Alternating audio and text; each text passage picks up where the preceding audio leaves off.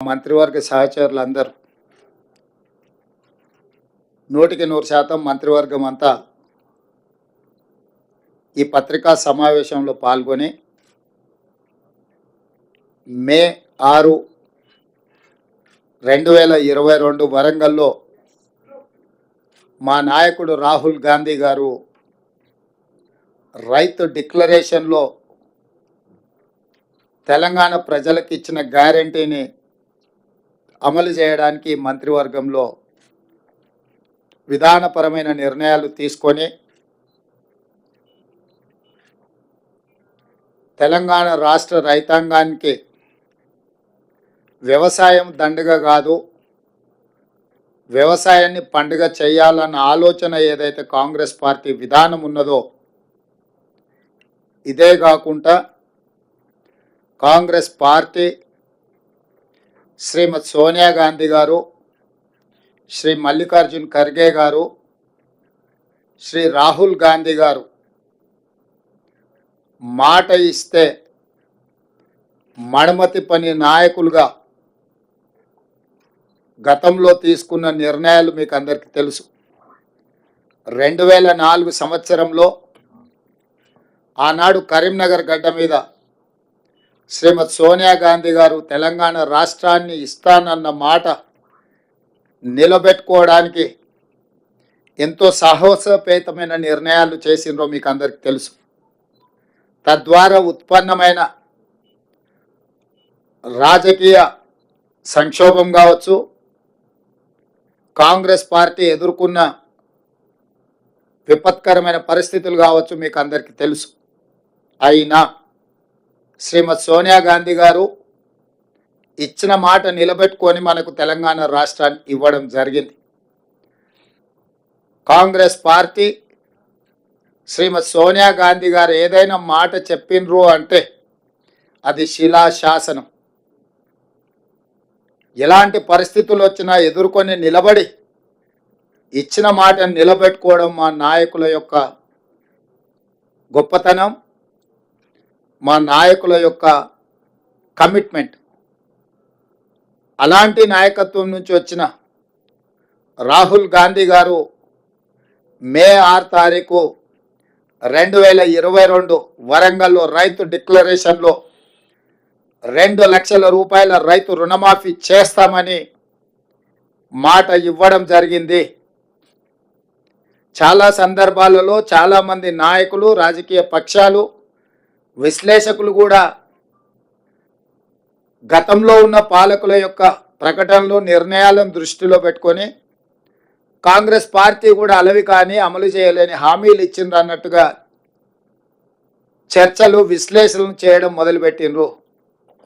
అందుకే ఈ మంత్రివర్గంలో ఇచ్చిన మాట ప్రకారం 2 లక్షల రూపాయల రైతు రుణమాఫీ చేయాలి అని మా మంత్రివర్గం పూర్తి స్థాయిలో విశ్లేషించి, చర్చించి, వివిధ బ్యాంకులలో ఉన్న రుణాలకు సంబంధించిన వివరాలు సేకరించి వాటన్నిటిని క్రోడీకరించి ఆ రైతు రుణమాఫీ చెయ్యాలి అని మేము నిర్ణయం తీసుకున్నాం. తెలంగాణ రాష్ట్రం వచ్చిన తర్వాత గత ప్రభుత్వం 2 సార్లు ప్రభుత్వాన్ని ఏర్పాటు చేసినప్పుడు 2014 నుంచి 2018, 2018 నుంచి 2023 వరకు 2014 సంవత్సరంలో మార్చి 31, 2014 తారీఖు వరకు కట్ ఆఫ్ డేట్ తీసుకొని ఆనాటి ప్రభుత్వం రైతు రుణమాఫీ చేస్తే 16,000 కోట్ల రూపాయలు రైతుల ఖాతాలలో వేయడం జరిగింది. అదేవిధంగా 2018 రెండోసారి ప్రభుత్వం ఏర్పడిన తర్వాత డిసెంబర్ 11, 2023 వరకు కట్ ఆఫ్ డేట్ తీసుకొని వాళ్ళు చేసిన రుణమాఫీ, రైతుల ఖాతాలో వేసిన నిధులు 12,000 కోట్ల రూపాయలు. అంటే గత ప్రభుత్వం 2 విడతలుగా 2 సార్లు ప్రభుత్వం ఏర్పాటు చేసిన తర్వాత చేసిన రుణమాఫీ ఒక్కసారి 16,000 కోట్ల రూపాయలు మొదటిసారి, రెండవసారి 12,000 కోట్ల రూపాయలు. 10 సంవత్సరాలల్లా 2 విడతలల్లా చంద్రశేఖరరావు గారు చేసిన రైతు రుణమాఫీ, రైతులకు చెల్లించిన నిధులు 28,000 కోట్ల రూపాయలు. ఆ ప్రభుత్వం డిసెంబర్ 11, 2018 వరకు కట్ ఆఫ్ డేట్గా వాళ్ళు రుణమాఫీని పరిగణలోకి తీసుకోవడం జరిగింది. మా ప్రభుత్వం డిసెంబర్ 12, 2018 తారీఖు నుంచి మొదలుపెట్టి 9, 12, 2023 వరకు సరిగ్గా 5 సంవత్సరాలు గత ప్రభుత్వం, మళ్ళొక్కసారి నేను చెప్తున్నా, గత ప్రభుత్వం డిసెంబర్ 11, 2018 తారీఖు వరకు కట్ ఆఫ్ డేట్ పెట్టి 2వ విడత రైతు రుణమాఫీ చేసింది. డిసెంబర్ 12, 2018 తారీఖు నుంచి తీసుకున్న రుణాలు డిసెంబర్ 9, 2023 వరకు 5 సంవత్సరాల మధ్య కాలంలో ఈ రాష్ట్రంలో ఉన్న రైతులు తీసుకున్న 2 లక్షల రూపాయల వరకు రుణమాఫీని చెయ్యాలని మా ప్రభుత్వము ఈ మంత్రివర్గంలో నిర్ణయం తీసుకున్నది. ఇచ్చిన మాట ప్రకారం 2 లక్షల రూపాయల రుణమాఫీ చెయ్యాలి. కట్ ఆఫ్ డేట్ 12/12/2018 నుంచి 9/12/2023 మధ్యకాలంలో రైతులు తీసుకున్న రుణాలను 2 లక్షల రూపాయల వరకు మాఫీ చేయాలని మా మంత్రివర్గంలో మేము నిర్ణయం తీసుకున్నాము. ఈ రుణాలు మాఫీ చేయడానికి దాదాపుగా 31,000 కోట్ల రూపాయలు అవసరం అవుతున్నది. 31,000 కోట్ల రూపాయలను సేకరించి తెలంగాణ రాష్ట్ర రైతాంగానికి రుణముక్తి కల్పించి వ్యవసాయం దండుగ కాదు, వ్యవసాయం పండుగ.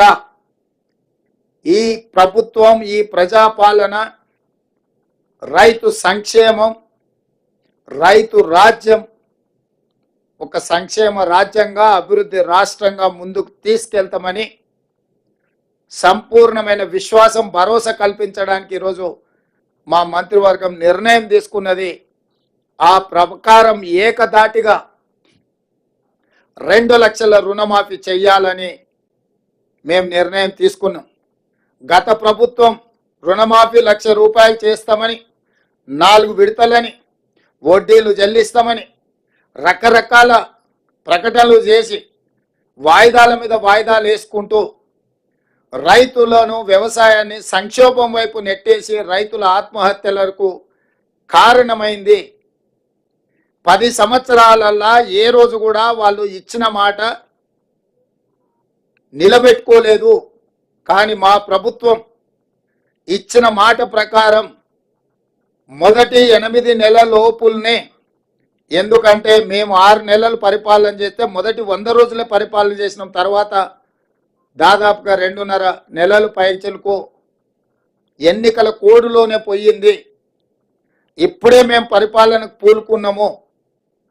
అందుకే మేము ఇచ్చిన మాట ప్రకారం 2 లక్షల రూపాయల వరకు రైతులకు రుణమాఫీ చెయ్యాలని మా మంత్రివర్గ సహచరులం అందరం ఒక కమిట్మెంట్తోని, ఒక సామాజిక బాధ్యతతోని ఇచ్చిన మాట నిలబెట్టుకోవడానికి ముందుకు వచ్చినాం. అందుకే మీ ముందు మేమందరం కూర్చొని ఏకతాటి మీద, ఏక గొంతుకతో ఈ నిర్ణయం తీసుకొని మీ ముందు ప్రకటన చేస్తున్నాం. అదేవిధంగా రైతు భరోసాకు సంబంధించి చిలువలు పలువలుగా మాట్లాడుకుంటున్నారు. రకరకాల చర్చలు జరుగుతున్నాయి. అనర్హులకు ఇచ్చిందని ఒకరంటారు, నేషనల్ హైవేలో రోడ్లు వేసిన వాటికి ఇచ్చిందని ఇంకొకరంటారు, టాటాలకు, బిర్లాలకు ఇచ్చిందని మరొకరంటారు, ఆగర్భ శ్రీమంతులు జూబ్లీ హిల్స్లో నివసించే ఫామ్ హౌస్ ఓనర్లకు ఇచ్చిందని ఇంకొకరంటారు, గజ్వేల్లో చంద్రశేఖరరావు గారి ఫామ్ హౌస్ కూడా వారు రైతు భరోసా కింద నిధులు తీసుకున్నాడని మరొకరంటారు. ఇట్లా రకరకాల చర్చలు జరుగుతున్నాయి. కాబట్టి మేము 4 గోడల మధ్యలో మా మంత్రివర్గమే కూర్చొని మేమే మాట్లాడుకొని మేమే విధి విధానాలు ఖరారు చేసి ఏదో నిర్ణయాలు తీసుకోవాలన్న ఆలోచన మాకు లేదు. పారదర్శకంగా భాగస్వాములు అందరితో చర్చించి అందరి సూచనల మేరకు సలహాల మేరకు రైతు భరోసా పథకాన్ని పారదర్శకంగా నిస్సహాయులకు సహాయం అందించాలని, ప్రభుత్వం యొక్క సంక్షేమము సామాన్యులకు చేరవేయాలని, ఏ ఒక్కరికి కూడా అన్యాయం జరగకుండా ప్రతి వాడికి ప్రభుత్వం యొక్క సంక్షేమ పథకం చేరాలి అని, రైతు భరోసా నిధులు ఖాతాలో పడాలన్న ఆలోచనతోని మా మంత్రివర్గము స్టేక్ హోల్డర్స్ అందరితో చర్చించడానికి ఒక నివేదికను తయారు చేయడానికి మంత్రివర్గ ఉపసంఘాన్ని నియమించినము. దానికి ఆర్థిక మంత్రిగా ఉప ముఖ్యమంత్రిగా ఉన్న బట్టి విక్రమార్క గారు నాయకత్వం వహిస్తారు. వారితో పాటు వ్యవసాయ శాఖ మంత్రి తుమ్మల నాగేశ్వరరావు గారు, అదేవిధంగా మా ఎలక్షన్ మేనిఫెస్టో కమిటీ చైర్మన్, ఎందుకంటే ఎన్నికల్లో మేము ఇచ్చిన హామీలు వివిధ జిల్లాలు వివిధ ప్రాంతాలలో పర్యటించి ప్రజల యొక్క సూచనలు సలహాలు పరిగణలోకి తీసుకొని ఎన్నికల మేనిఫెస్టోని తయారు చేసిన సహచర మంత్రివర్యులో శ్రీధర్ బాబు గారిని, అదేవిధంగా రెవెన్యూ శాఖ మంత్రి పొంగులేటి శ్రీనివాసరెడ్డి గారిని కమిటీలో సభ్యులుగా చేర్చడం జరిగింది. ఈరోజు రైతు భరోసా విధి విధానాలను ఖరారు చేయడానికి రైతు సంఘాలను, రైతు కూలీ సంఘాలను, రాజకీయ పార్టీలను, వివిధ వర్గాల నుంచి సలహాలు సూచనలు తీసుకొని విధి విధానాలు ఖరారు చేసి పారదర్శకంగా ప్రజలకు వివరించే విధానపరమైన నిర్ణయం తీసుకోవడానికి రైతు భరోసా కోసము మంత్రివర్గ ఉపసంఘాన్ని నియమించినము. బట్టి విక్రమార్క గారు, తుమ్మల నాగేశ్వరరావు గారు, శ్రీధర్ బాబు గారు, పొంగులేటి శ్రీనివాసరెడ్డి గారు అందరితో చర్చించి జూలై 15 తారీఖు లోపల ప్రభుత్వానికి నివేదికను అందించడం జరుగుతుంది. ఆ నివేదికను రాబోయే బడ్జెట్ సమావేశాలలో శాసనసభలో ప్రవేశపెట్టి అందరి శాసనసభ్యుల యొక్క అభిప్రాయం తీసుకొని భవిష్యత్ కార్యాచరణను, రైతు భరోసా విధి విధానాలను నిర్ధారించి ఆ నియమ నిబంధనల మేరకు అర్హులైన ప్రతి ఒక్కరికి రైతు భరోసా పథకాన్ని అమలు చేయాలని మా మంత్రివర్గం నిర్ణయం తీసుకున్నది. ఈ విషయాలు కూడా మీ ద్వారా రాష్ట్ర రైతాంగానికి మేము చెప్పదలుచుకున్నాము. మా ప్రభుత్వం జవాబుదారీతనంగా పనిచేయాలనుకుంటుంది. పారదర్శకంగా ప్రజల ముందు మా విధి విధానాలను పెట్టి ముందుకు నడవాలనుకుంటున్నాము. ఇక మూడవ అంశం, వివిధ పత్రికలల్లో, టీవీలల్లో కొన్ని పొలిటికల్ పార్టీ ఓన్డ్ మీడియా కూడా రకరకాల రాద్ధాంతాలు, విషయాలను చిల్వలు పలువలు చేసి లేదా ప్రభుత్వం మీద అపోహలు కలిగించడానికి లేదా ఎక్కడనో సమావేశాలలో ఉన్న మంత్రులను, ఎమ్మెల్యేలను లేని వార్తల్ని ప్రశ్నల రూపంలో వాళ్ళని అడిగి వాళ్ళతో ఏదో ఒకటి మాట్లాడించి దానికి ప్రచారం కల్పించి ప్రభుత్వం యొక్క ప్రతిష్ట దెబ్బతీయాలని ప్రయత్నం చేస్తున్నారు.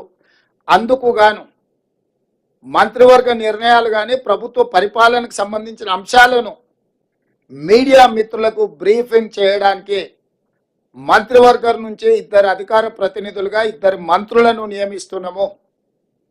దానికి శ్రీధర్ బాబు గారు మిత్రుడు, పొంగులేటి శ్రీనివాసరెడ్డి గారు బాధ్యత తీసుకుంటారు. మీడియా మిత్రులకు నా సూచన, మీకు ఎలాంటి ప్రభుత్వానికి సంబంధించిన అంశాలు కావచ్చు, వివరాలు కావచ్చు, అపోహలు కావచ్చు, మీకు సమాచారం కావాలంటే దానికి సంబంధించి శ్రీధర్ బాబు గారు, పొంగులేటి శ్రీనివాసరెడ్డి గారు ఎప్పుడు మీడియా మిత్రులకు అందుబాటులో ఉంటారు. వారిద్దరిచ్చే సమాచారమే అధికారిక సమాచారము. మీరు ఏది పడితే అది, ఎట్లా పడితే అట్లా ఊహించుకోవడానికి కానీ, ఖాయించుకోవడానికి కానీ, రాయించుకోవడానికి కానీ, చూయించుకోవడానికి కానీ అవకాశం లేకుండా పకడ్బందీగా ప్రభుత్వం ఈ నిర్ణయం తీసుకున్నది. కాబట్టి మీడియా మిత్రులకు ప్రభుత్వానికి సంబంధించిన ఏ సమాచారం కానీ లేకపోతే ఏ అపోహలను తొలగించుకోవడానికి వారిద్దరు అందుబాటులో ఉంటారు. మా ప్రభుత్వం పక్షాన పరిపాలనకు సంబంధించి మీకు ఏ వివరణ కావాలన్నా 2 మంత్రులు అందుబాటులో ఉంటారు. కాబట్టి ఇక నుంచి మీకు ఏదైనా సమాచారం అవసరమైతే ఆ ఇద్దరు మంత్రులను సంప్రదించాల్సిందిగా మీడియా మిత్రులకు నేను తెలియజేస్తున్నా. ఇక రాజకీయాలు అంటారా, రాజకీయాలకు సంబంధించి ఏ నాయకుడైనా మాట్లాడతాడు, ఏ మంత్రి అయినా మాట్లాడతారు. దీనికి సంబంధం లేదు. ప్రభుత్వం పరిపాలనకు సంబంధించి నిర్దిష్టంగా శ్రీధర్ బాబు గారు, పొంగులేటి శ్రీనివాసరెడ్డి గారు స్పందిస్తారు. మిగతా విషయాలు ఏదంటే సంబంధిత శాఖ మంత్రులు వాళ్ళ శాఖలకు సంబంధించిన వివరాలు కానీ మీకు అందిస్తారు.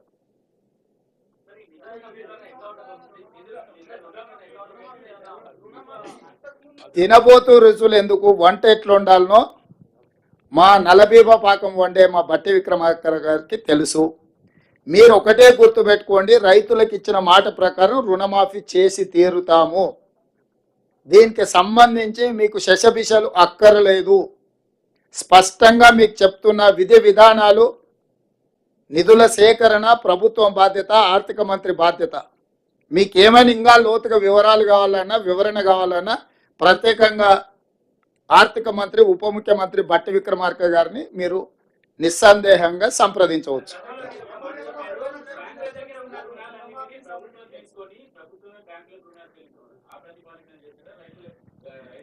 ఇప్పుడు రుణమాఫీ చేయడమే ప్రాతిపదిక. ఏ ప్రాతిపదికన చేస్తామనేది అది మా అంతర్గత అంశము.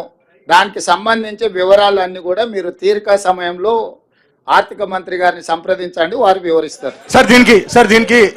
దీనికి అర్హులు ఎవరు, అనర్హులు ఎవరు సార్? ఈ రుణమాఫీకి అర్హులు ఎవరు? ఆ అర్హులు అనర్హులకు సంబంధించి విధి విధానాల మీద పూర్తి స్థాయిలో చర్చించినము. నియమ నిబంధనలు అన్నిటిని కూడా మంత్రివర్గం ఆమోదించింది. తొందరలోనే మీకు ఆ జీవో విడుదల చేస్తాం. అందులో మీకు పూర్తి వివరాలు ఉంటాయి. ఇప్పుడే మీకు చెప్పిన పాత విధానాలు లేవు. 2 లక్షల రూపాయల రుణమాఫీ చేస్తామని క్లియర్గా చెప్పినాం.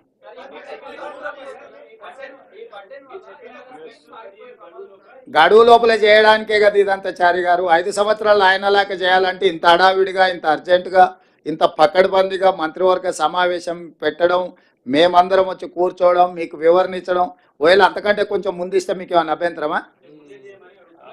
మీకేమైనా అభ్యంతరం ఉందా? చేయమని అడుగుతారా? ధన్యవాదాలు.